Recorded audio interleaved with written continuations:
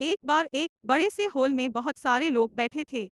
वहां पर दुनिया का एक बहुत ही बड़ा स्पीकर आने वाला था और सब लोग उनकी बातें सुनने के लिए वहां पर आए थे।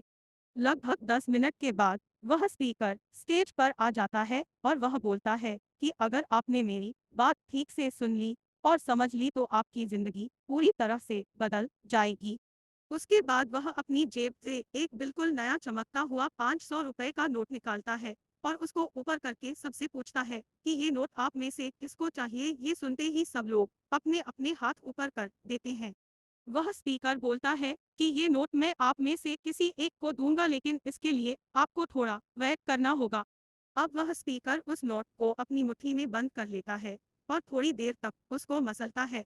अब उस नए नोट में सल पड़ जाते हैं और वह थोड़ा पुराना सा दिखने लगता है और वह एक किनारे से थोड़ा फट भी जाता है।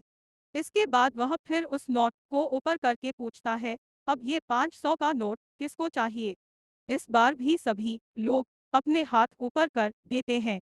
तब स्पीकर ने उस नोट को जमीन पर गिरा दिया और उस नोट पर 3-4 बार पैर रख दिया।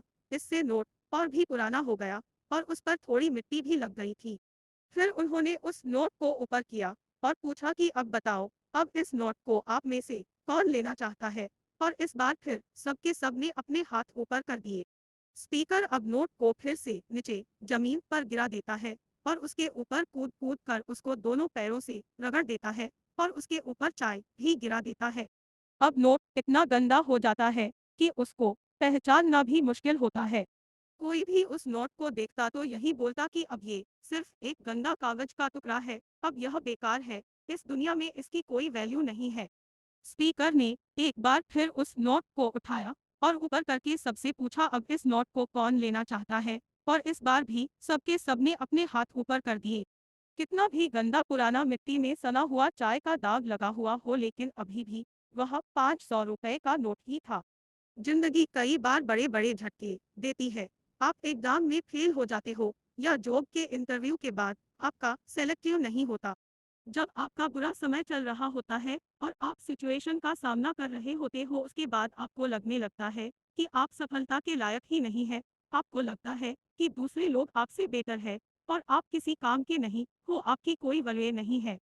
हमेशा याद रखो, इससे कोई फर्क नहीं पड़ता कि आपने कितनी बार सिचुएशन का सामना किया है। आप जिंदगी में कितनी बार फेल हुए हो, आपकी वैल्यू हमेशा वही रहेगी जो पहले थी। आपके पास कुछ खास है जो दूसरों के पास नहीं है और ये कोई भी आपसे छीन नहीं सकता। अब तक सक्सेस नहीं मिलने से आपकी वैल्यू कम नहीं हुई है।